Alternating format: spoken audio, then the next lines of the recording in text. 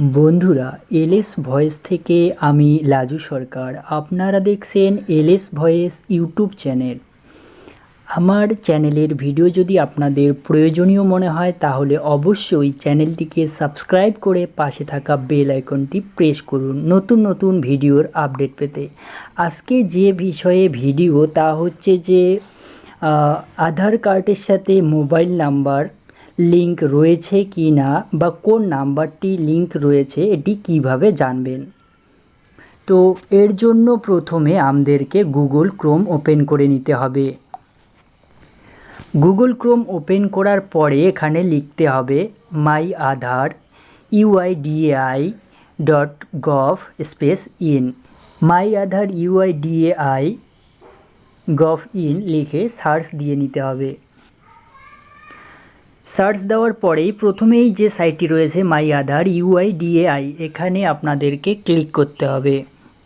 এখানে ক্লিক করার পরে পেজটিকে স্ক্রল করে একটু নিচের দিকে যাবেন। নিচের দিকে গিয়ে এখানে যে চেক আধার ভ্যালিডিটি অপশনটি দেখতে পাচ্ছেন, এখানে ক্লিক করতে হবে। এখানে ক্লিক করার পরে এন্টার আধার নাম্বার, এখানে আধার নাম্বারটি দিয়ে নিতে হবে।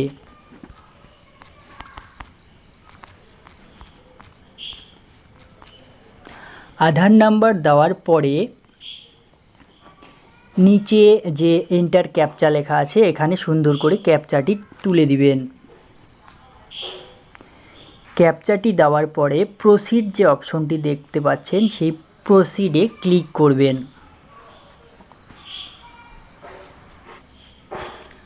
প্রসিডে ক্লিক করার পরে এরকম একটি ইন্টারফেস আপনাদের সামনে আসবে। এখানে নিচে যে মোবাইল লিখে দেওয়া আছে, তার পাশে কোন নাম্বারটি লিংক রয়েছে সেটি কিন্তু দেখাচ্ছে। লাস্ট যে 3 সংখ্যা রয়েছে সেটি দেখাচ্ছে।